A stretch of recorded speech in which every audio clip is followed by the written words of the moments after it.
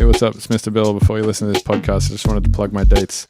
On November 30th, I'm playing in Sydney, December 12th, San Francisco, 13th, Nevada City, 14th, LA, 18th, Denver, 19th, Meow Wolf, 21st, Columbus, and January 11th in Philly. Also, I'm about to put a new EP out on my label, Belegal Beats. Go to belegalbeats.bandcamp.com to check that out. And enjoy the podcast. Hey, you're listening to the Mr. Bill podcast. Hey, you're listening to the Mr. Bill podcast. Hey, you are listening to the Mr. Bill podcast. Hey, you're listening to the Mr. Bill podcast. Hey, you're listening to the Mr. Bill podcast. Hey, you're listening to the Mr. Bill podcast. Hey, you're listening to the Mr. Bill podcast. Hey, you're listening to the Mr. Bill podcast. Hey, you're listening to the Mr. Bill podcast. Hey, you're listening to the Mr. Bill podcast. Hey, you're listening to the Mr. Bill podcast.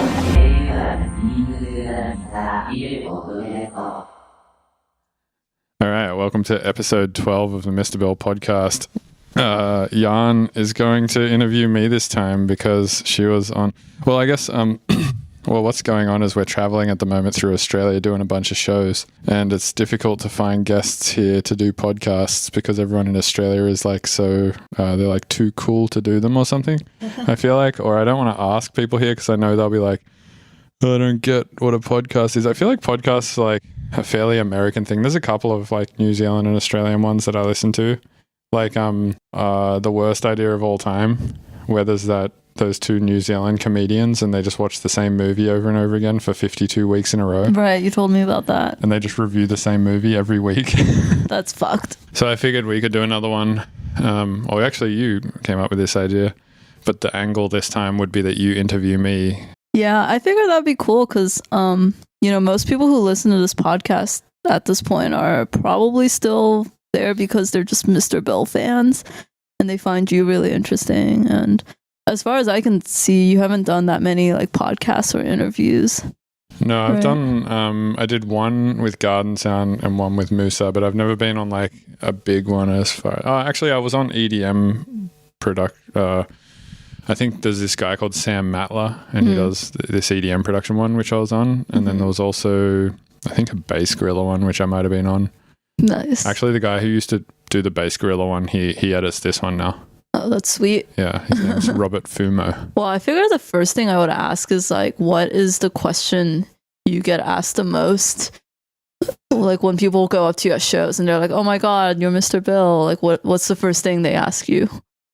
Mostly at shows, I feel like it's not so much people asking me questions anymore. It's more so just people being like, hey, thanks for the Ableton tutorials, or hey, really stoked about everything that you do, or just like paying respect and just wanting to say hi to me just for the sake of it, I guess. Yeah. Or just to say thanks or something like that. But as far as like questions that I get asked, I mostly get asked them online.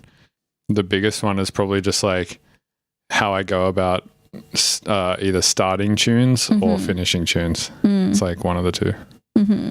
Do you have like an FAQ where you answer these already? Like, have you written down something where it's like, this is what I get asked all the time and these are my answers?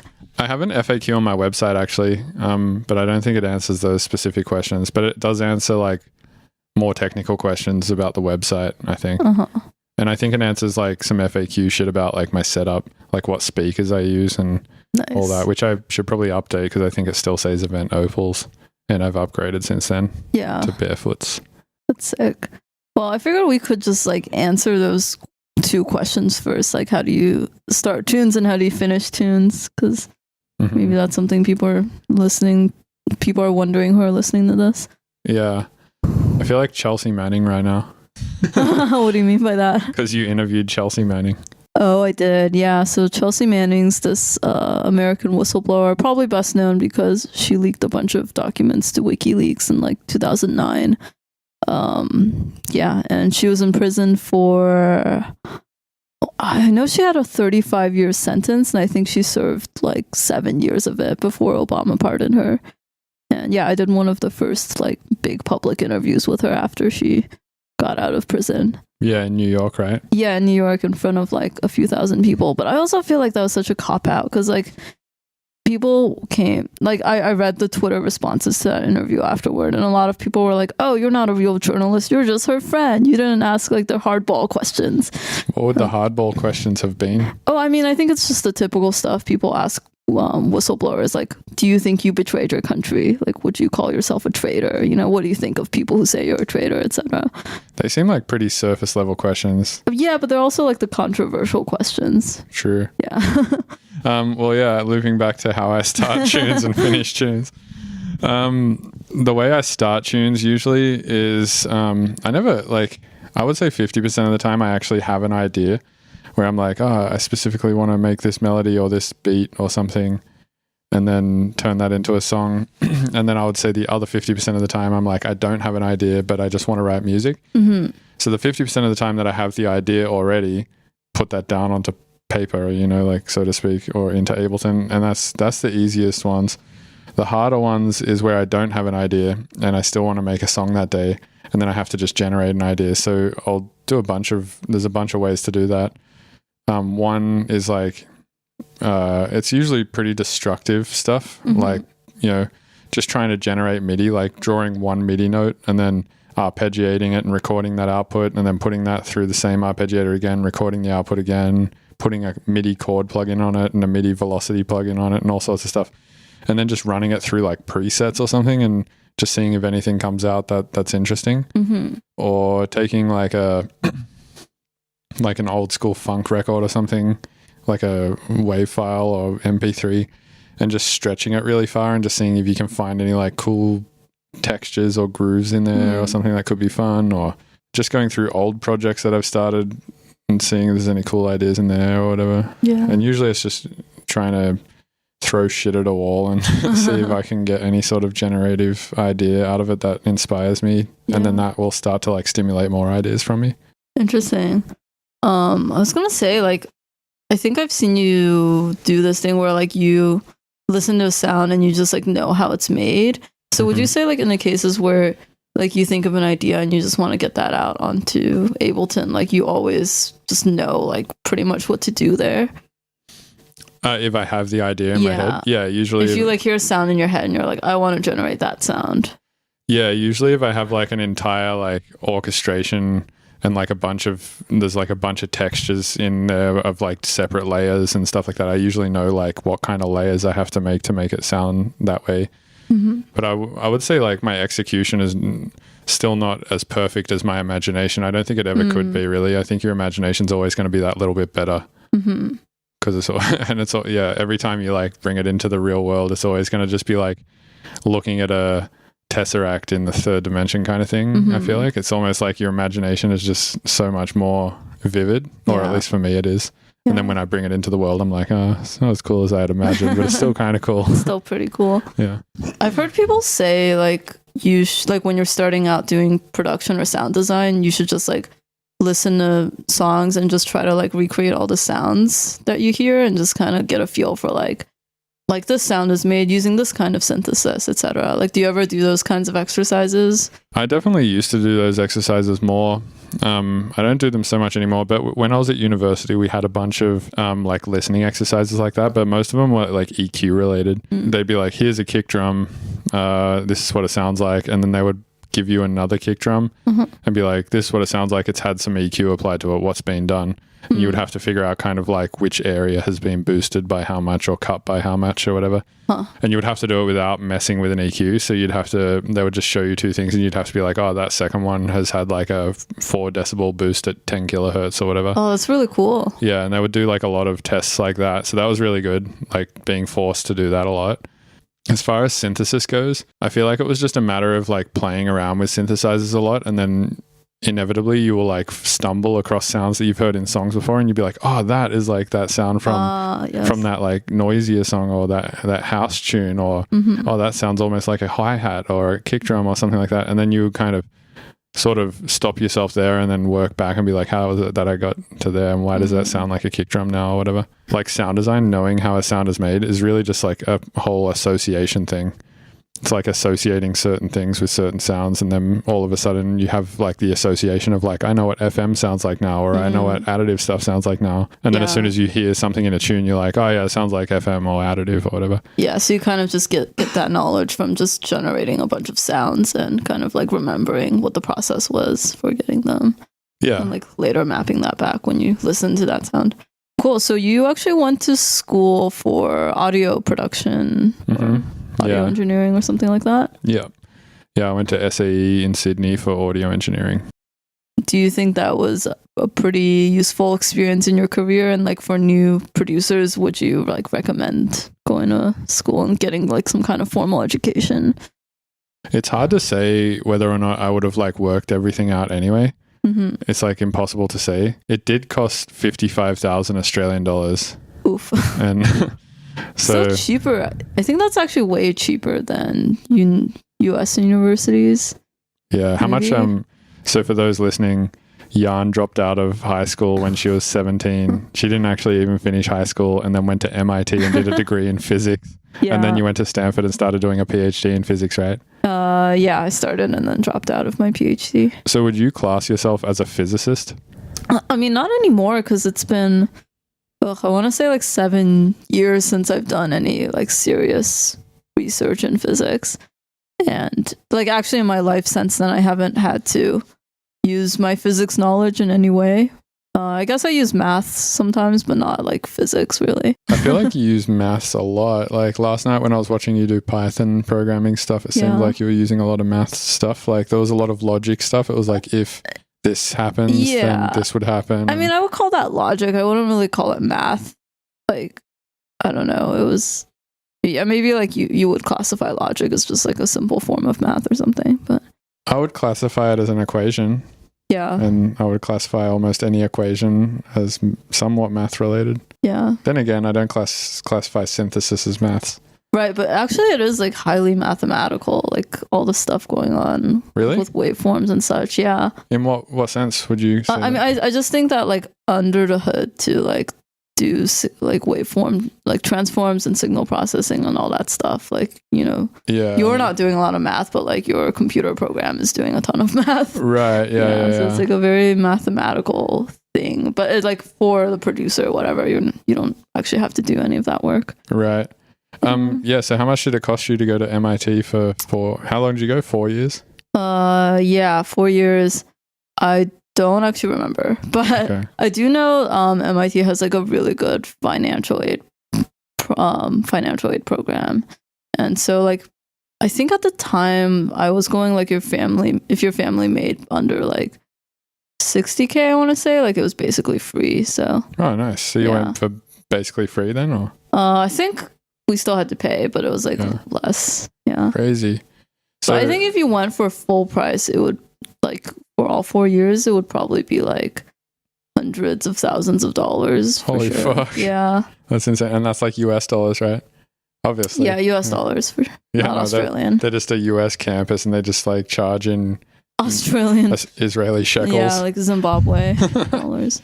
That's crazy. Yeah, so I went to SAE, and as far as whether or not it was worth it, I did learn a lot there. So here's the thing is I like already knew a fair bit about Ableton and stuff because I was like already studying it pretty heavily just by myself for a couple of years. So when I got to SAE, they were like explaining stuff like audio theory, like waveform theory, and like the harmonic series, which I guess you would also cover in maths, like acoustic stuff, which is like kind of mathy. We learn about like mastering stuff and live sound stuff. And like all of those things are things that I probably never would have learned about otherwise if I hadn't have gone and studied there. But I think that everything else, like how to synthesize a kick drum or how to make a banger, like all that kind of shit is stuff that I absolutely didn't get any help from SAE. In fact, I would say I got like whatever the opposite of help is from Like what it I was see. detrimental to your knowledge of like how to make bangers. To some degree, yeah. Interesting. And there's two reasons why. One is because the teachers were all like, Ableton is bullshit. It's a dumb program. What? And so is Fruity Loops, and so is like everything else other than Pro Tools and Logic, basically. What? Yeah, Crazy. which Do you feel like they still have that attitude, or was that just because it was like in the early days of Ableton? I think it might have just been because it was in the early days of Ableton that they were just like, this is bullshit, and the program sounds bad, which I've learnt since from a programmer's perspective is the most bullshit thing ever. So there's this one thing that like a lot of old school mentality Pro Tools users and stuff say about Ableton, where they're like, the summing is bad. But it's like, what does that mean? Summing means like the program's ability to take like a 100 channel session and sum it through a 2-channel bus. I see. But from talking to programmers enough about this who build DAWs, they're like, dude, it's literally like a 1 + 1 = 2 type equation. There's no way that the summing is different in any program, actually. So that has been like since demystified, and is no longer a thing that I believe exists at all. It's just some bullshit that people like hear. And you can actually do phase tests between each of the DAWs to disprove it anyway. So that was one thing, is that all the teachers were just not supportive of me using Ableton at all.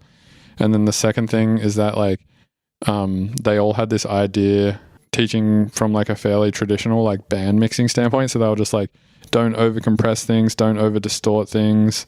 Don't throw 100 OTTs. Yeah, don't put 100 OTTs on it. I mean, I don't even think they know what OTT is. And they were just like, don't do all of this extra stuff that is, essentially the whole backbone of what I do now. What do you think? So like back then, I don't actually know much about the history of Ableton, but I've heard you say like it was kind of the early days, and like there were not many people like using it or doing tutorials on it. So like, what was it about it that made you interested? And well, for me, it was just my friend Frosty was using it, and he was the one who kind of got me into electronic music in the first place. And also, I don't know, like I'd been using a lot of other DAWs. Like I was trying to use Fruity Loops a bunch, and I was trying to use Logic, and at the time Logic was owned by a company called eMagic. It wasn't owned by Apple yet. So it was on version 5, and loading that up and trying to even get a sound out of it was like impossible. And then every time I used Fruity, I was just like, this is such a dicky, weird program. And then I used GarageBand for a while, and I thought that was pretty limiting. And then I used Cubase for a while, and I thought that was pretty weird. So I kind of used all of them. And then I just got to Ableton, and I was like, this makes so much more sense than every other program, and it's so much easier to use. Wow, interesting. Yeah, but also when I started using it, there was crazy limitations. Like, you know how when you go to the audio effects section now and there's like, 50 Ableton audio effects? At the time there was 4. What were the 4? It was like EQ3. Oh my God. Compressor. I can't remember the other two, but maybe like chorus and maybe like, something else. It was like super limiting. And then there was no audio effect racks. Whoa. There was no instrument racks. There was no operator. I don't even think I had any built-in synths maybe. So would you just have to download like a third party? You could only use VSTs in it as far as I see. And then it had like I want to say like a 16 channel limit. Like 16. Yeah, it was something like that. Oh like you couldn't make any more than like, there was like a limitation to how many channels you could have. And then I remember they upgraded that to 99 channels. Oh my God. And then I remember they made it unlimited. Yeah, there was a bunch of weird limitations. And also my computer at the time was so shit that I had to like render everything to audio. So I would do something in MIDI. Like I couldn't run really more than one VST at a time. So I'd run like one VST, and then I'd have to resample it. And then I'd like write the next part of the song with another VST and then resample that, and so on and so forth. Do you feel like having started using Ableton in those early days like affects your process today? Yeah, like, I think you still have some of those habits left over from... To some degree. I think what happens is when technology evolves, I try to evolve with it though. Yeah. I try to be like, oh, okay, cool. Like there's no need for this other thing now. Computers are fast enough and limitations are not there anymore. So like I can just do it this other way now if it's more efficient. But yeah, I definitely think resampling in general, I definitely wasn't the first person to do it. There was like drum and bass people and stuff doing it before me, but I definitely think resampling specifically has like a very specific sound and a very specific like sound design style and editing style to it that sounds really good. And that was completely, I think, due to the limitations of computers. How's your music going? It's very sporadic, I would say. Yeah, I mean, I definitely, well, like, I think we talked about this a bit in the last podcast where you said that you are one of the few people who never gets stuck. Like your process is often very reactive, like you'll hear something or like someone else will do something that gives you an idea and you can just like act upon it immediately. And I think that's like really helpful advice because a lot of people like me just like get stuck constantly and we're like, oh, no ideas. And something I think you've said in the past is like when you hit that wall, you can't like stop. You just have to like keep pushing through it or else you'll get stuck forever. Yeah, I think it's almost like it sounds weird to liken it this way, but I look at it almost like the same way as exercise. It's like I need a lot of self-discipline to like go and do exercise kind of thing. Yeah. And if I don't, it's like super easy for me to just be lazy and sit around at home and not do anything. And I feel the same way about writing music. It's super easy for me to like not write music. It's really, I totally can see how it's easy to get to those points where you feel a little bit stuck and just be like, fuck it, and just stop writing. But I think what makes like prolific writers versus non-prolific writers is they get to that point and they're just like, no, I'm not stopping. Fuck this. I'm going to figure out a way to get past my mental thing. And yeah, and I think that's related to why people so often ask you like, how do you start or finish a tune? Because that's like two places where people get stuck a lot and then they just like give up or something. Yeah. Well, finishing a tune is much like starting it, really. It's like you're just starting it from the other end. So when you're like writing a tune, what's the percentage of time would you say split between like writing music versus like mixing and mastering and all that? I would say like right maybe even like 50-50. I think writing the tune for me at this point takes like maybe between 10 and 20 hours. And then I would say like mixing / mastering it takes also maybe like between maybe like 5 to 10 hours. Because, well, maybe even 10 to 20 because I need to take a lot of breaks when I'm doing that stuff. Yeah. Because you mix it and then you're like, this sounds great. And then your ears are so fatigued by the end that you think it sounds great. And then you stop and take a break and then come back and realize that you've overcompressed everything and made everything way too bright and slammed the master way too hard. And you're like, shit, I need to pull everything back. And then you pull everything back and then give it another break and come back and realize you've gone too far in the other direction. Yeah. And now it's like not hitting hard enough or not quite clear enough. Yeah. So I find I need to like do a few sessions like that. And each time I like pull everything back or push everything forward, it takes about an hour to go through like every channel and do that. And then I guess you could just do it on like the master or you could do it on buses or whatever. But I just somehow do it this long, stupid way. And then it just takes me like it's like a pendulum, and I just eventually like end up in this middle point where I'm kind of where I can come back to it every time and be like, yeah, that sounds like a nice balance of pushed and clean. Yeah, and you think it takes so long mainly because your ears like need this resetting time. Yeah. Wow. Yeah, that's really interesting. Yeah, that's weird. I think like I don't know how to think of it really. Maybe your ears are like a muscle or something, or it just gets fatigued after a while. Yeah, something like that. But also your brain is like a thing that can get desensitized to things, right? Like if you expose yourself to something enough, it becomes normal or it doesn't seem weird.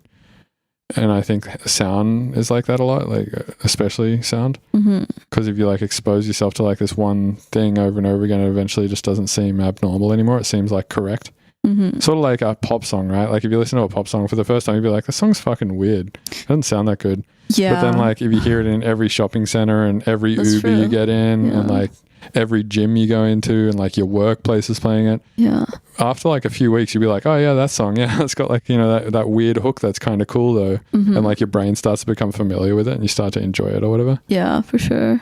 Do you often just ask? So one thing like it occurs to me that you can do is just ask people for feedback. Be like, oh, does this sound like too compressed for you, etc. Like when your ears are tired. Do you do that much? Like, yeah, I do that a ton. I think getting as many ears as you can on it is super important and advantageous. Yeah. And I try to do that for every track. I try and get like somebody like you to listen to it, and then I try to get like someone like Ulasile to listen to it because he's from like the dubstep community. Yeah. So he's gonna obviously preference the more bright, like pushed, clean stuff. Yeah. Or even distorted stuff. And then I'll give it to someone like Ryan from the Psytrance community who's gonna preference like way more conservative mix downs. And then I'll give it to like, Primo, who's the guy who does all the mastering for Belegal Beats. And I'll give it to, some mastering engineers who master house music, like Matt Davis, who's the guy who is also the acoustician for my studio. And I find, if I give it to enough people and I get the same comment back from all of them, like, there's way too much of that or something, I'll be like, all right, that is a for sure problem. And then if I get like other comments like, from Ulasilov, he's like, it needs to be 6 lufs louder. Like, and then I get something from Ryan being like, it sounds a little too smashed already. Yeah. Then I get something from Matt saying like, oh, I think it just has too much low mids, which is making it bloated or something like that. Then I can kind of like take the overall curve of all of their comments and be like, maybe it's not so much a problem. Maybe this thing is just all of they're specifically just having those individual tastes. And, one of them likes extra loud music. The other one, likes more conservative music or whatever. Yeah. But yeah, I think it's important to get a lot of ears on it. As soon as you say stuff like this, my mind just goes to like, oh, there should be like a website or app to do this automatically, where like you just upload different versions of a tune and like people do like blind listening tests and vote on them. Like, is this too loud? Is this too bright, etc. Yeah, you could. How hard would it be for you to make a web app like this? I think it'd be super easy. I mean, like my concern with things like this is just it's too specialized. Like obviously you and like people in your Discord would probably find this useful, but like I don't know, there's always this calculus in my head of like how much effort is this versus like exactly how many people will find this useful. Yeah, you can almost think of music like that too, right? You're like, I could spend 1 million hours making this ambient tune, but how much happiness is it going to bring to people really, and how much is it going to like better my career and all this stuff like that? But I feel like with music, there's some degree of like, oh, well, making this thing make me happy. Like, will it make me fulfilled? Whereas for like making web apps and stuff like that, it's like literally if it only benefits me, then it's useless. Like the kind of inherent value in it is that other people use it. I don't know. That makes sense. Feel like people would use it, to be honest. Yeah. Would you use JavaScript to do that? Yeah, I kind of try to do everything in the browser, so people don't need to download apps. Yeah. It's probably worth mentioning. I don't know if we mentioned this in the last podcast that you work really closely with the guy who invented JavaScript. Yeah, Brendan. Brendan, I would actually. Well, yeah, we were just saying he should definitely come on this podcast because he would have interesting things to say. That'd be so overpowered. You would be so overpowered. Yeah, me talking to the creator of JavaScript. No way. He'd be like, "Oh man, I'm talking to Mr. Bill. I'm so overpowered." Do you reckon he knows my music? Probably. Yeah. Super weird.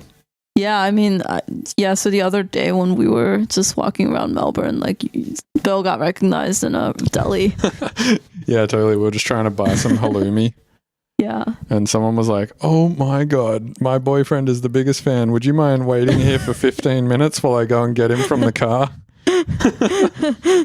And I was like, oh, sure, I'll just stand here for 15 minutes while you go and get your boyfriend. And then she was like, wait, just let me call him real quick. And then she called him and was like, hey, you got to come in here. Guess who's standing here? And he was like, who? She was like, Mr. Bill. And he was like, oh, cool. I don't want to come in. And then she was like, no, you've got to come in. This is what he wants. He's like, this is what Mr. Bill wants and has worked his whole life for, so he can stand in delis and people can come in and say hi. Yeah, she was a bit obnoxious, but I also appreciate that stuff a little bit. It's cool. I mean, having fans is cool for sure. Do you ever get free stuff? Actually, yeah. The time that I went with Donald to that pizza place in Boulder. Yeah. Donald is a friend of Yan's who also went to MIT. We went to this place in Boulder to get pizza, and the guy was like, oh, I totally know who you are. You're Mr. Bill, right? And I was like, yeah. And he's like, cool, man. I've got this pizza. And we didn't have to pay for that pizza. Whoa, it's pretty sick. Yeah, it was awesome. Damn. I think we still had to pay for our beers. Do you think bass music is just going to be more of a thing in like cities around the world? Because obviously it's already a pretty big scene, I would say, in like Denver and San Francisco and such, but I think it's getting not bigger. Places like Beijing or Yeah, I definitely think it's getting bigger. And I think some people out there who are like specifically riding the line between like sort of the poppy dubstep sound and the weirder bass music sound, like specifically someone like Subtronics is a good example. Mm-hmm. He's just like going to get so fucking big. Or like, you know, Bass Nectar is like kind of been a pretty big ambassador for bass music. Yeah. And I mean, I think even he might be the reason why bass music is called bass music. Right. It's kind of like how I think Space Jesus is maybe the reason why there's a genre now that people are referring to as space bass, or like that. You know, people also sometimes refer to stuff as like that Wakan style, Yeah, or something like that. And I think like those kind of people, like Space Jesus, Subtronics, Boogie T, Squanto, pretty much like the whole Grave Dancer crew, they're all so fucking big that like, yeah, I think they could really take it to those places. Like I know Subtronics has already done a China tour, and all of the shows he did looked nuts. Wow. It was like at least 500 to 1,000 people at each show, it looked like. That'll be sick. Do you already get to tour around a bunch and go to a lot of different countries? And if so, like what would you say are like the differences in the audiences and fan bases from country to country? Yeah, pretty much the only places I tour is Australia, India, America, Canada, sometimes Mexico, and sometimes Israel. But I kind of don't know if I should go back to Israel, because every time I go there I get like harassed by fans. Harassed? What do you mean? Like harassed by American fans. Oh. Because they're like, you're supporting... Oh, I see what you mean. Yeah, Okay, you're supporting like the Palestine-Israel issue or whatever. Sure. And I'm always like, oh, I don't know how to feel about this. Right. You know, on like one side I've talked to Bleep Bloop about this before, and he's like, yeah, I would never play there. And then I've talked to other people who just say that they don't see it as a problem. Where do you stand on that, if you want to talk about that? Honestly, I feel pretty poorly informed on that issue. Yeah. So would you play a show in Israel? I think I would probably lean towards not, just because I wouldn't want to like upset people. But true, I'm like pretty low on the scale of like being willing to upset people. So yeah, fair enough. But that's a personal call, and I don't know if I would like necessarily judge other people for making the opposite decision. Yeah, I've been over there to play like maybe 5 times, and the first few times, like maybe the first 3 or 4 times, I had nobody say anything. But the last 2 times I went, both times I've been hit up by at least 5 people each time who were like, oh, you're like supporting the oppression of Palestine. And then I was like, oh, I don't know about that. And then I looked into the issue a bunch, and I was like, it's a pretty complicated issue where a bunch of people are telling a bunch of different stories, and I don't fully understand it. So I don't know how I feel about it. But yeah, I'm not sure if I'll play there again. And I still haven't played in Europe or the UK or anything like that. But yeah, as far as the differences in crowds, I feel like it just ranges from like, you can play heavier, weirder stuff to like sort of straighter stuff in some places, and then weirder stuff in other places. Like I feel like Denver you can get pretty weird. Australia you can get pretty weird. Israel you can get pretty weird. But then there's a lot of places in America where you don't really want to get weird, I feel like. Oh, yeah, like what? Like I would say something like DC is a place where you wouldn't really want to take super weird music there. Seems like most people there are just wanting to listen to, you know, pretty heavy, straight dubstep. I would say maybe LA or something like that. I don't know. It's hard to say. Maybe like Chicago. It's funny though, because like a lot of these cities, now I'm saying that, I bet people from those cities will be like, no way, we love the weird stuff. And it's like, they're going to message you in droves. Yeah, but before you message me, trust me, you don't like the weird stuff. I've gone to those cities and played the weird stuff, and people don't get down. And then I've gone to those cities and played the heavy stuff, and people have gotten down. So my experience has been, you're wrong. Preemptively address that concern. One thing I've noticed with you and shows, having been like with you for a few now, is that you don't really get nervous. Oh yeah. And that's like very surprising to me, because I don't know, I've played like a couple dozen and I still get like jittery before every show. Yeah, well, I've played like hundreds of shows at this point. At what point would you say like you stopped getting nervous? Like after how many? Probably after like show 100, where I was just like, it's just fine. Yeah. But even still, I would say, like 50 shows in, I was still like getting a little nervous. And then it just tapered off from there, I think. But it has just gotten to the point now where like, even if I fuck up, work the fuck up in my favor, sort of. I don't know, like in any spot where I feel like people aren't getting into it, I feel like I have a versatile enough catalog now, and like enough like routines, for lack of a better word, to like go into something where I think at any point I could like pull the crowd back and stuff. And I'm also pretty selective about the shows that I play. Like I never take a show where I would feel nervous, you know? Nice. Like I would feel nervous if I was taking a show where I was playing with like Excision or something like that. Because then all I would be thinking before I was playing is like, oh, fuck, I wonder if the fans are going to, like if Excision fans are even going to understand what I do and stuff like that. And then I would probably get nervous. Right. Also, I don't play shows that big anyway. Like the shows I play are like 200 to 600 or 700. I think I would get nervous if I was playing to like 10,000 people. But yeah, generally, I just like also have a mentality of if they don't like it, then like who cares? There's not much I can do about that. Sure. Like all I can do is play my tunes that I write. Like I can play tunes I write and the tunes that I have, which is tunes that I like and think would go well. Right. And anything beyond that, I can't help, you know, like I can't, there's literally nothing I can do. Yeah. So there's no point worrying about that, right? I think the closest thing to negative feedback I've seen on your shows is just people being like, I expected you to play this style which you used to make or used to be more into, and it was completely different or something. Yeah, I mean, that happens with every artist at some point or every band, you know? Like it specifically happens with bands where they'll make like one breakout album, like, and it'll be the sickest shit. And then they'll like go into writing, you know, like Carnival is a good example. They were this Australian rock band and their first album was like this super edgy, weird, I don't know, it was just like super unique. No one had really done that before. And then their next album was kind of like pop rock. And it seemed like they just wanted to sort of get down more with like the radio side of things and start playing like the bigger festivals in Australia and stuff, which is totally fair. And also I'm sure they enjoyed doing that too. But like a lot of people were like, what the fuck? They should have written their first album again. And it's like, dude, why would they write their first album again? It's been done. Yeah, they already wrote their first album. So I don't know. I feel like people just have a hard time accepting that artists grow and move on. It's like, if you're still stuck on like my first EP, then just go and listen to my first EP. Like I'm not going to play it anymore because I've like moved past it.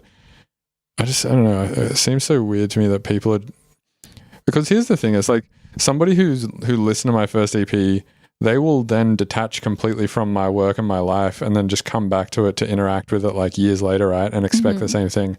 Whereas I haven't detached with it and I've interacted with it every single day since then. So it's like, of course there's going to be like some sort of progression there. Right. If I had have done what they did with my music and not listened to it or touched it for the last few years, I might come back and still be satisfied with that. Right. I think that might be the thing that's fucking it up for everyone. Yeah. And I also think you especially have just changed through a lot. Like you make a ton of music and a lot of it's in like different styles. And so if someone's listened to just a small slice of it, they might like extrapolate and be like, oh, that's what all his music sounds like. But in reality, it's like such a big catalog of stuff. Yeah, that's happened from promoters before who have booked me thinking that I would play like a specific style. And then I've played like a bunch of new shit or old shit. And they've been like, what the fuck is this? And then, did they actually get mad at you? Well, yeah, I've actually had promoters in the past like message my agent and be like, we thought we were going to get a set like this and we got a set like completely different. What the hell is going on? Wow, that's crazy. And yeah, I mean, I think at this stage, what I've pretty much done is just normalized to where like my regular set, when you see Mr. Bill on a poster, is just going to be heavy shit. It's just going to be like all the heavy stuff that I make. It's not going to be any of the weird, glitchy, down-tempo-y, delicate, detailed stuff. Because there's no point playing that at a club. No one dances, no one cares. Like everyone is not there to listen to that stuff. That stuff might work in like some instances at a festival, like really, really early in the morning, like 4 or 5 a.m. when the sun is just about to come up. Yeah.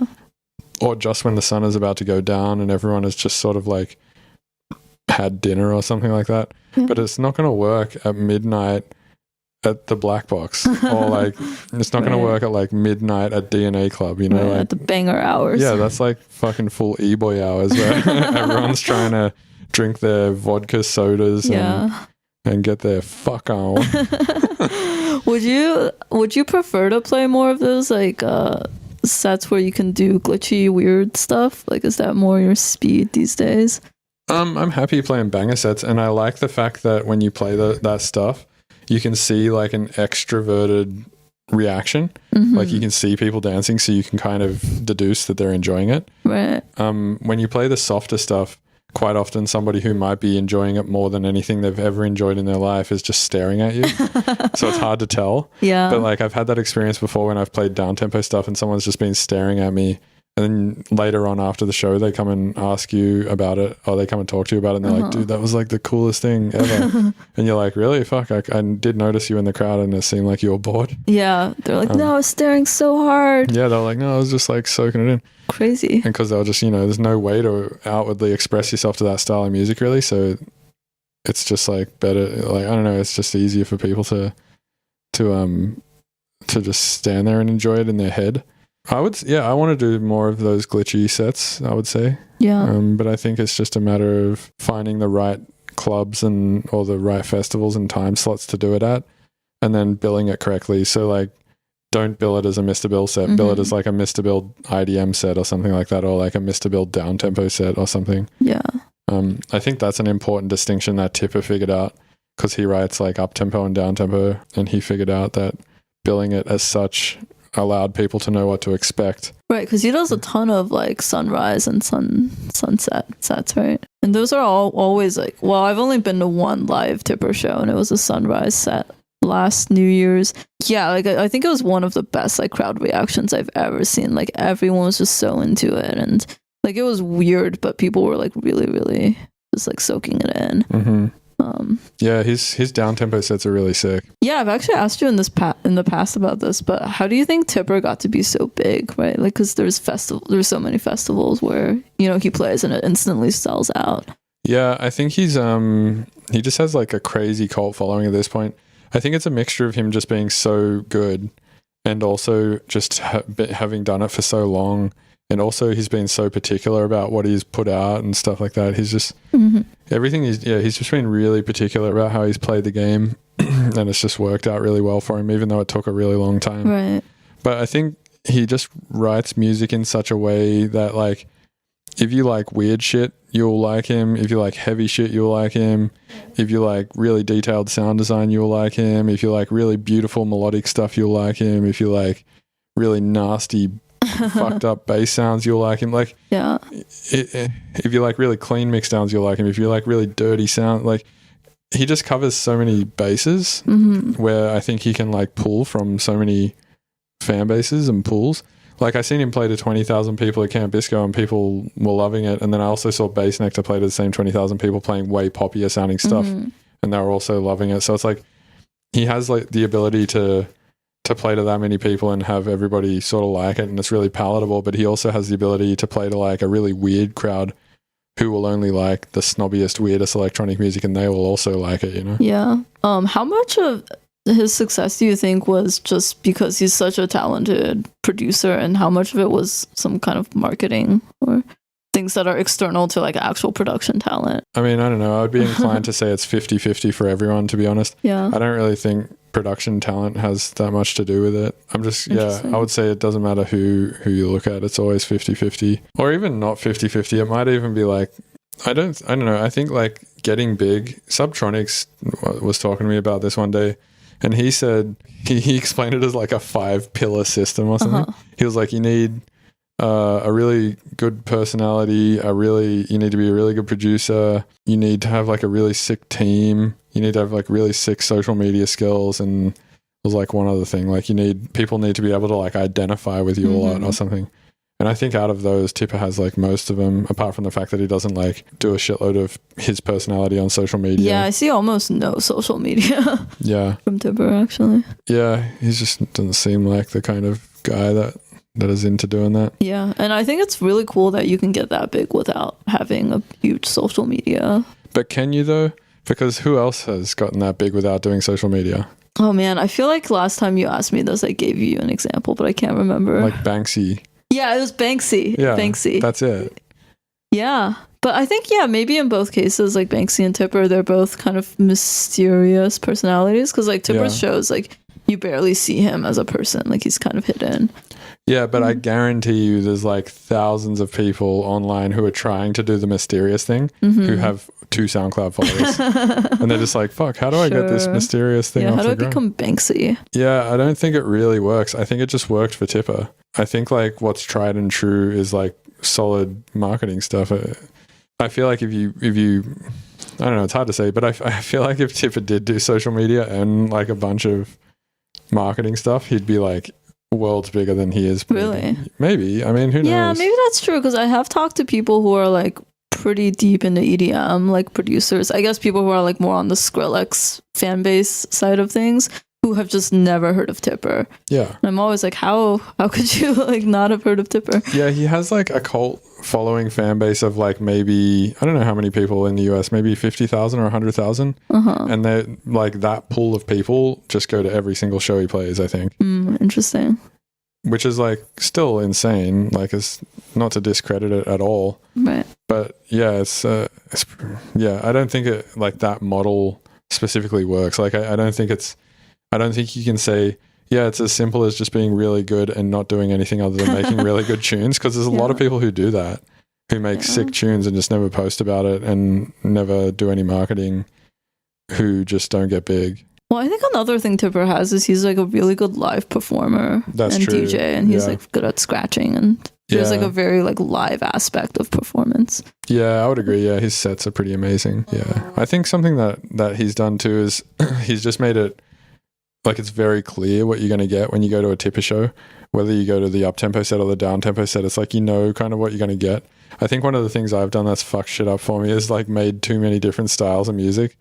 And I think when people come to my shows, they like don't know what to expect. And that's why I get some of those people being like, oh, I thought you were going to do this. And then it was completely different. Yeah. And also I think I'm just not as like particular about like guarding anything. And I think when you guard things like tricks and music and unreleased stuff and whatnot to the degree that he does, it kind of makes it more special when he plays, because he'll play a bunch of tunes that only he has, kind of thing. Right. Whereas with my stuff, it's like I don't only like give all my unreleased music away and just don't give a shit about it. I just like post it on Discord and stuff like that.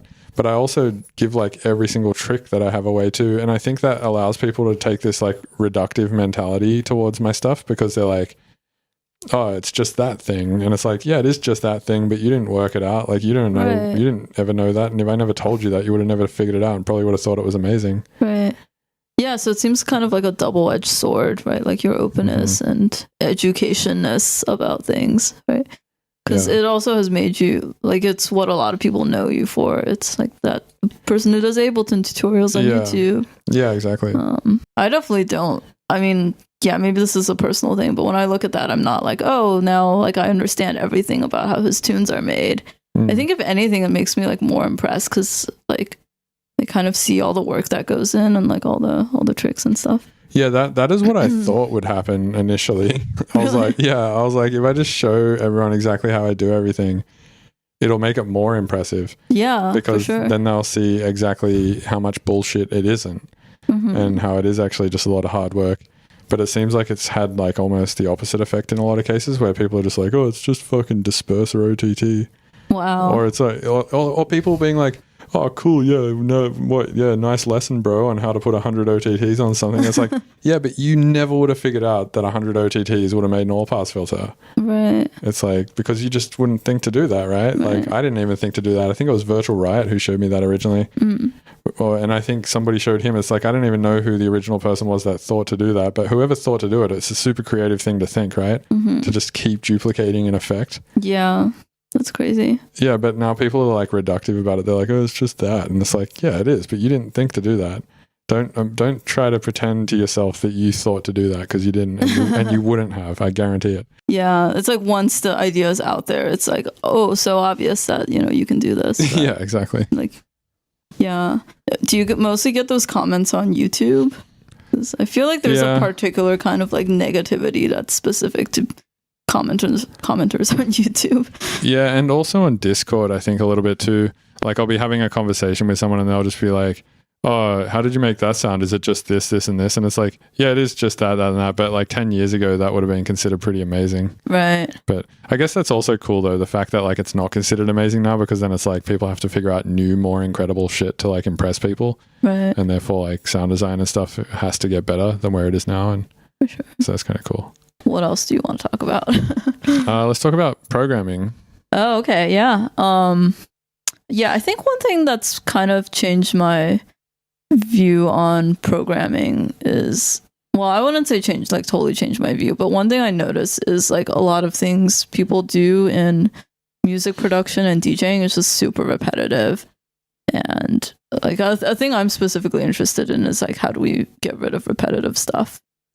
I don't think repetition is a bad thing though. I think like as far as songwriting goes, repetition. Oh, no. I don't mean like repeating things musically. I mean like having to do boring stuff like putting cues in every track and then copying those cues over, etc. Yeah, true. Or like if you're making a sample pack or like rendering stems for someone, like having to sit there and like render one by one. Yeah, or like when you tell me like every time you make a project file available on your website, you have to like go through this whole process where you like clean it up and like name everything accordingly. Yeah, like standardize it. Yeah. I think that's a lot of like what techies always try to solve, right? Is like how to not do repetitive stuff. It's kind of like what accounting people try to solve with like accounting software, right? They're like, why don't we just put the values in once and then like have it be some sort of malleable system that kind of changes with every new bit of data that gets thrown into it from your system sort of thing. Yeah. So you think like there should be some stuff being developed like that for music people? Yeah, sure. Because what I see like programming wise in the music world is people developing like VSTs and like new synthesizers and sound design tools. And that's all like super great. But what I don't see is people making more tools to just like automate the boring parts of doing stuff. Like every time I see something that's like repetitive in a process, I'm like, oh, what if you just had like a script to do that? Right. Yeah. Which you've made a couple of. Yeah, so one thing I made for Bill was this script that kind of copies cues over from Ableton to Rekordbox. So what you found out was that an Ableton ALS file is actually just an XML file, but it's a gzipped XML file, right? Yeah. So or even it can also just open XML files that aren't compressed. Oh, really? Yeah. True. So what is a gzip file? So gzip is a compression algorithm, and the compression like does not mean like OTT compression. It just means taking a file that has some repeated chunks of data and making it a smaller file. Because instead of let's say a file has like a string that's like A like 20 times, instead of writing the letter A 20 times, you can just say like A repeat 20 times, and that's like a smaller string. And so that's essentially how you make files smaller, is you take like duplicated information and just represent it in a more concise way. So when you do something like file compression with say like wave to FLAC, they say it's like a lossless compression, but some people disagree. Wait, how can you disagree about that? Because like it's phase cancelable. Yeah, it's the same audio. Some people are just that dumb. But like how does the compression work from like wave to FLAC, for instance? I don't know the specifics of how FLAC works, but I'm pretty sure like basically it's doing what I just said, where it looks for like repeated chunks of data, and that would be like repeated samples. Maybe I don't know if it would map directly to like samples and sound. It might just look at the data in the file and just look for like repeated strings and such. And you found a way also to pad FLACs to make it any size you want, right? Yeah, so this is kind of a funny thing, because I noticed, Bill, with some tracks you were making them exactly like 5 minutes, 55 seconds, 555 milliseconds, etc. And so I was like, oh, wouldn't it be cool if that file were exactly like 500? Like 55.5 megabytes? Yeah, 55.55555 megabytes. Yeah, I guess like with WAV files, if you have a file of a certain length at a certain bit rate, then, or I guess maybe not bit rate, but of a certain length, then it just ends up being a certain size. But you can actually make that, you can kind of manipulate that size by compressing it to FLAC, which makes it smaller, and then just like adding a bunch of zeros to the FLAC file. So it still opens as FLAC because you've added those zeros in a place that's not like read as audio. It's like read as a metadata field. So you just add shitloads of metadata to Yeah, exactly. To get it to like the exact size. So how many zeros do you have to add 0.1 megabytes of size? I don't know, like thousands. Jesus. Yeah. That's crazy. Well, yeah, that's kind of sick. I like the other track that I had, the one with Bandoom, that was 2 minutes 22 seconds, Yeah. 222 milliseconds. You were able to make it 22.2 megabytes as well. Something like that, yeah. But that's all pretty silly. That's like not actually useful for anyone. It's just like a silly side project. Yeah, so the script that you made, which people can find on your YouTube channel, which I think is just Yan Z, It's Yan XC. Yan XC Yeah. on YouTube. You did a thing where you can use a Python script to look at an ALS file that has a bunch of Ableton clips in it. And then all of those Ableton clips can have warp markers in them. And then those warp markers that are in the clips can then be applied to the same wave files in Rekordbox as cue points. Yeah, that's right. That's because like I also like I started DJing as a using Ableton about a year or two ago, and someone was like, "Oh, you should use Rekordbox because then you can just use CDJs." And I was like, "Okay, great. Now I have to migrate my whole music collection." And I actually did this by hand, which I think is what most people do, where you just like put every track in, like make sure it's gridded right, and then like put in the cue points, etc. And did this for like hundreds of songs.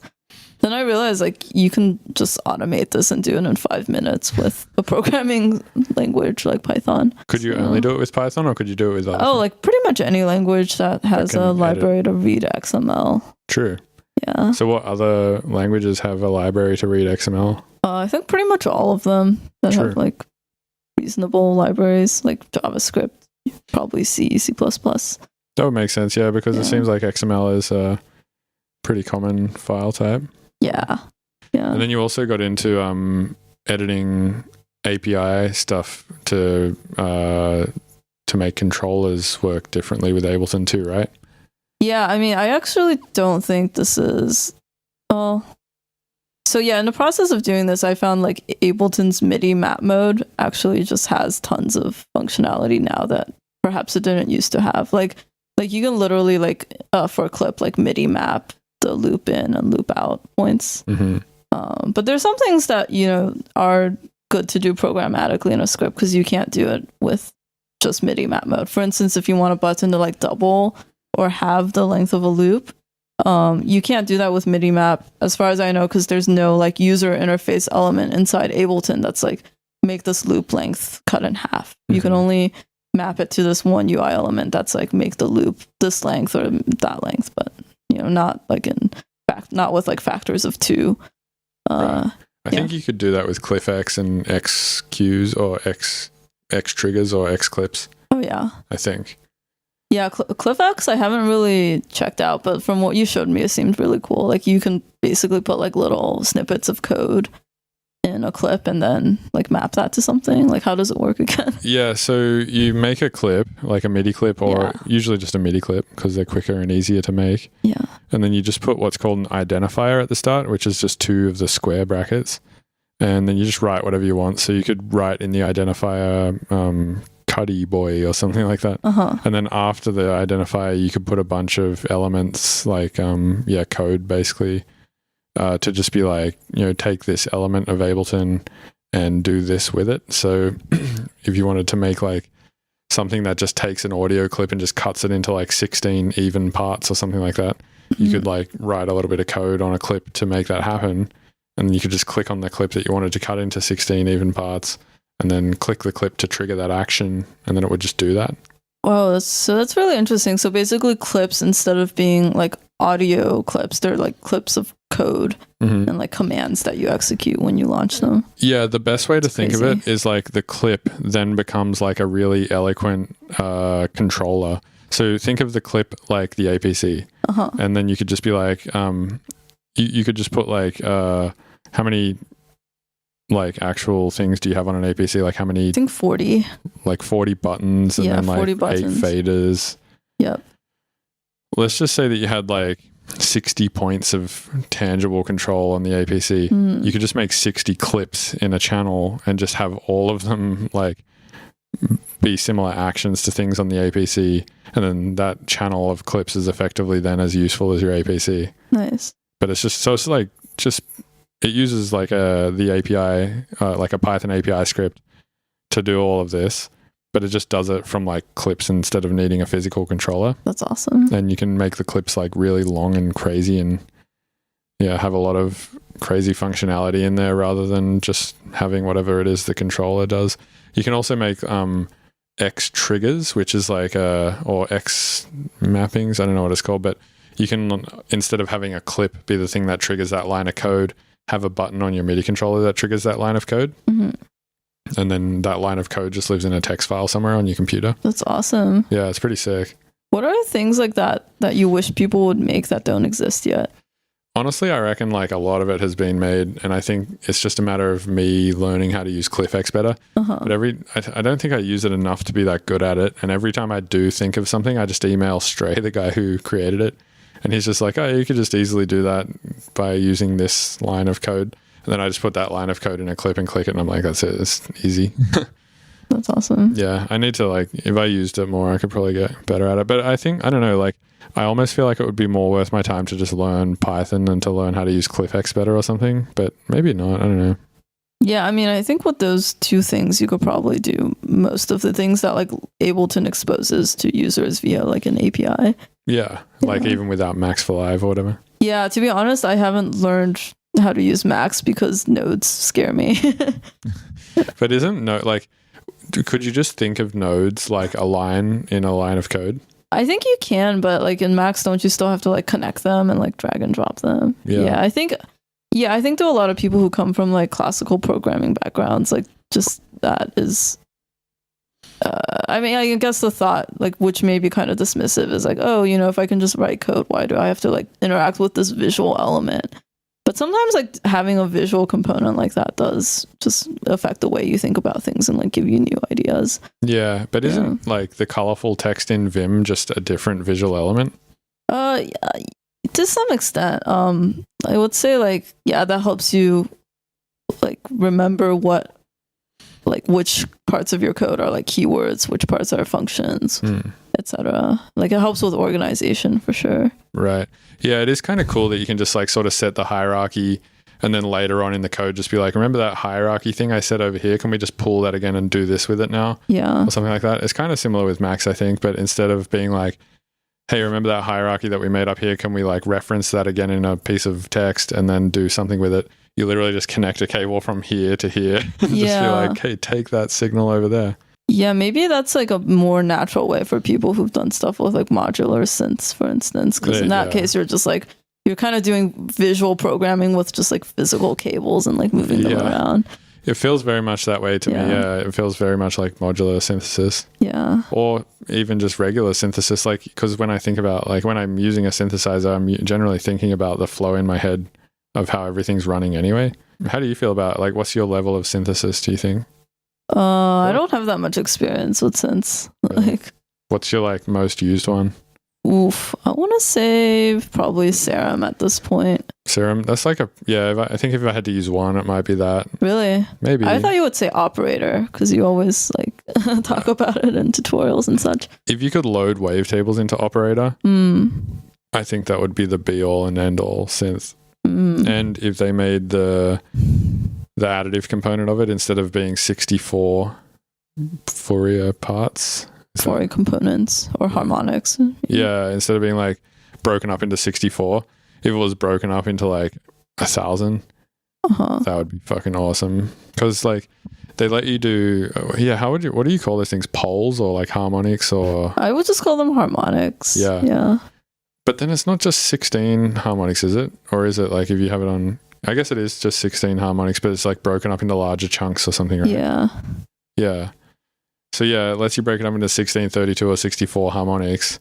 If that oscillator area allowed you to A, import wavetables, and B, have like 1,000 additive or 2,000 additive harmonics, I think that would be pretty insane. Do you think Ableton would add that? Or like have they thought about adding a wavetable? I bet, well, wavetable now you can import your own wavetables. I don't know if they would do that for Operator. Because wavetable exists, so they'd just, if I told them to do it to Operator, they'd just be like, "Why use wavetable?" I see.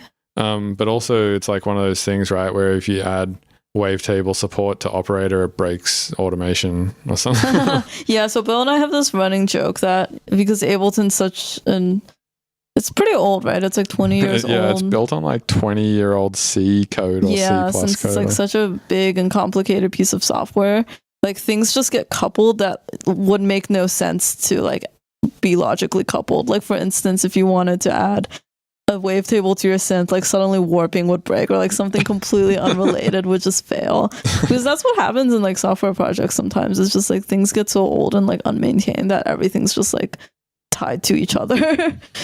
Yeah, I think specifically like Ableton has just like been around for so long, and so many of the developers that used to be there just are not anymore. Yeah. And yeah, I think they I'm pretty sure the people who developed the first like couple of versions are just not even there anymore. Yeah, that would be surprising. Like the entire framework of the thing that it's built on is just I know for a fact, like, because some of the programmers there have told me that there's just shit in there that no one knows how it works, but they just know if they remove it breaks shit. Yeah. So they just leave it there. Exactly. And I know that they've been having conversations about rebuilding it for like, I think they had that conversation for version 10 where they were like, oh, we want to rebuild Ableton from scratch, and then they would, for some reason that idea got canned, and then they were just like, no, we're just going to keep building on top of the 20-year-old C. Yeah, but isn't that what Bitwig essentially is? It's like a complete rebuild of Ableton by the Ableton developers. I think that's what it is, and I think that it probably started through a conversation like that, where they were like, we want to rebuild it, and Ableton was like, no. And they were like, well, we're going to go rebuild our own one. Right. And then that's why it's so fucking smooth. Yeah. Like whenever you use it, it just feels so nice and smooth. Yeah, and you've said in the past that if like everyone that you collaborate with would switch to it, you would just also switch to it. Yeah, I think so. I think the only reason I don't switch is because so many collaborators that I work with a lot use Ableton still. And I just have so many whips in Ableton that I don't feel like I could just, it'd be too much work to port them all over to Bitwig. Mm. And I just can't be like bothered to port them all over to Bitwig. But generally, if I'm starting new music these days, I'll start it in Bitwig. That's really cool. Yeah. I wonder if Bitwig, like how much could Bitwig, the software, do to automatically import projects from Ableton?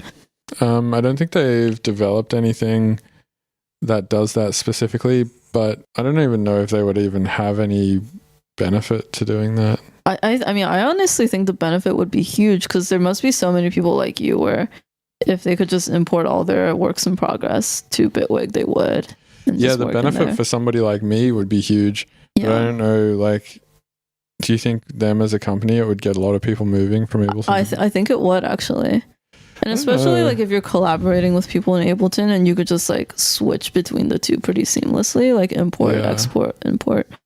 I don't know. I feel like a lot of people are hesitant to switch DAWs. They're like scared to switch or something because they've invested so much time in learning Ableton that they're just like, no, I don't want to go learn another DAW because I want to be productive this week and finish a tune for this show or something. So I don't think they would be so comfortable with just like moving to another thing. It'd probably be like you learning C or something, or because. Well, I actually think programmers are really stoked to learn new languages, and people are like.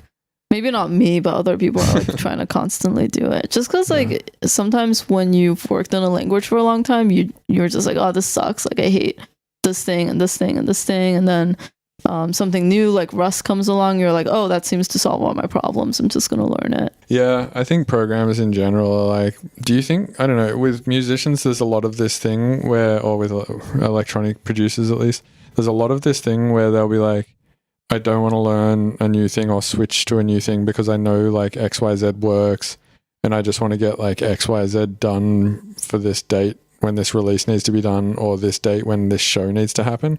Whereas do you think programmers a lot of the time have those deadlines where they're like, I just need to have this project done by this time to be able to show this team of people by this date or whatever, so I'm going to switch to Rust to do that? Or do you think like at that point they'd be like, maybe it's not a good idea to switch to Rust because I have to have X done by Y date to show all these team people.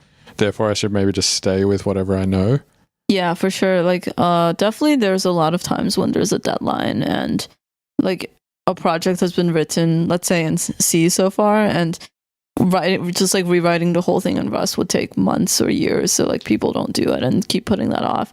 But I think eventually, like if if something's like clearly a better choice, like Rust for a project, then people will consider moving to it. It's just a question of like what resources do you have and like how much time do you have to do a big migration like that. Yeah, definitely at Brave, which is the company where I work. We make a web browser, and it used to be based on this thing called Electron, which is like a framework for making desktop apps. I think actually Spotify uses it, and definitely Slack and a bunch of other popular desktop apps use Electron. But for us, it was kind of like the wrong security model, and there were all these problems with it that we just kept having to do. And at some point, we just made a spreadsheet that were like, here are the benefits of staying on Electron, here are the downsides, and here's the expected cost of switching to using Chromium, which is like the open source version of Chrome instead as a software basis for Brave. And we looked at that spreadsheet for a while, and after I think just a couple of weeks of deciding, maybe even less, we were like, yes, clearly, like in the long term, it makes sense to switch to Chrome. And it's going to take us months of just redoing work we've already done to do that switch, but ultimately, like in the long run, it's going to save us time.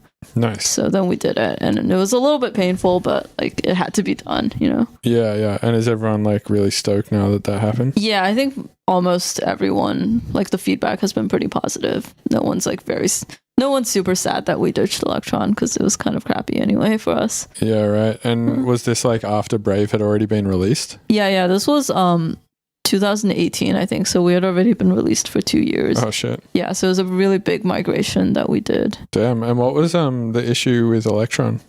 It was never really designed for browsers. It was kind of more for just loading like local content instead of remote content. Which is exactly what Brave does. Yeah, so we load remote content, and the security model is like kind of wrong because with remote content, you have to be like a lot more careful about how that code executes to make sure you're not exposing security vulnerabilities. And also, there were just various components that Electron didn't have, such as a password manager, like a built-in password manager, and like support for all these Chrome extensions. And people were asking us for this, and we realized like literally if we just forked Chromium instead of using Electron, we would get all of those features for free. That's cool that you found a solution to that. Yeah, but definitely like, you know, I think in any field like music or software, people are scared of big changes and having to do these kinds of migrations. Yeah. I think the equivalent would be like if I was in the middle of an album or something like that, and I was like, 60% done. Yeah. And it was all on Ableton. And then I was like, you know what? Maybe it would take me like 2 or 3 weeks to move all of this over to Bitwig, but maybe it would be worth it for XYZ reasons. And then I looked at a spreadsheet and was like, yes, this makes sense. Yeah. Then I would do it. But I think like I've never really made a spreadsheet. I just think mentally in my head, it seems like it doesn't make sense to move to Bitwig for some reason. Yeah. I mean, from what you've told me, it sounds like it would make sense only if they had like really good import and export from Ableton options, such that you could kind of switch between the two. Yeah, I think that's the thing. Yeah, I would want to be like kind of ambidextrous. Yeah. Ambidextrous. Yeah. Actually, from hanging out with you, I've just seen, like, I guess before I met you, I thought like everyone used Ableton these days, and I've just met so many people who don't. Like they use Logic or Reaper or Bitwig. Yeah, a lot of people just do what they can with what they have. Like that's what I've noticed in music. It's just like people are just like, this is what I got, this is how I made it, and it sounds good, so fuck it. There really is no way to tell is the thing, and that's why I always was getting pissed off at my lecturers at university who were like hanging shit on Ableton and FL and stuff.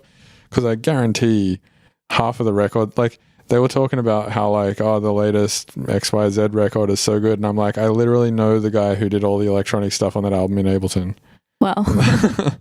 Yeah. And yeah, I mean, I don't know. Yeah, I don't think there's any way to tell if something is made in any program. It's kind of, is there any way to tell that in code? Like when you open a VST, is there any way to be like, oh, that's definitely C# or definitely C++ or? I don't think so, because they all get like transpiled into like this one format, and so you can't tell what like someone originally wrote it in. Right. Yeah. So it's kind of probably the same as a DAW, right? Yeah. Where like they all just come out as WAV files in the end. Yeah. Do you think like certain like the layouts of certain DAUs like lend themselves to certain kinds of like thinking or composition. Yeah, totally. Yeah. Like Fruity Loops is very modular, and Bitwig is quite modular too. What do you mean by modular? As in like just anything can hook into anything. I see. Yeah. And modular specifically, like modular synthesis, I think makes you think about sound design a lot differently, because it's just not obvious to do some certain things like FM or FMing things with certain things in software is, for starters, not obvious in some senses, but also in a lot of senses it's not even possible. Like for instance, taking the BPM of Ableton and using that to FM the pitch of an oscillator. What? Like that's something you can do so easily in modular, and it's something that like everyone always does, and it's like a baby could look at it and think to do it. Whereas in Ableton it's just not obvious to think to do that, because there's no way to hook the BPM into an oscillator to FM it. Crazy. Or having like multiple BPM structures in Ableton, like having some things running at 120 BPM, other things running at 100 or like a multiple of that, like you know, a 1.5 or 2 point whatever, it's like 2 or 3 or 4, like, you know, multiples of that BPM in either direction, and having other elements running at those multiples, which I'm pretty sure is the clock dividing, I guess is what you would call it in the modular world, or like maybe a Euclidean rhythm might be the word for that. But that's not obvious to think about in the DAW world, because you would never really like make a MIDI clip and be like, all right, that's quarter notes at 120 BPM. Let me make like a multiple of that and like apply that to a different sound and like make these really complicated like polyrhythm patterns and stuff like that. Whereas in modular world, that's also super obvious to think about and do because of clock dividers. Just stuff like that definitely lends to like really different thinking. And I think like each DAW has its own things like that. Like Fruity Loops, for instance, anything can be a modulator. Like you can use any waveform, I think, of any clip to be like an LFO, I'm pretty sure, for any parameter. Whoa. So you could take like, I think I'm pretty sure, and someone will correct me if I'm wrong, but I think you can take like the waveform of a kick drum, and every time you play that kick sample, the waveform of that becomes the modulator for like another thing. Also, the Fruity Granulizer is really sick. I feel like I can definitely hear when someone's using the Fruity Granulizer. Kind of sounds like Grain Scanner, actually.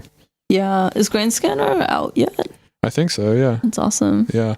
Yeah, for those who don't know, Grain Scanner by Amazing Noises just came out, and it's so sick. It's like the best granulizer in Ableton at this point.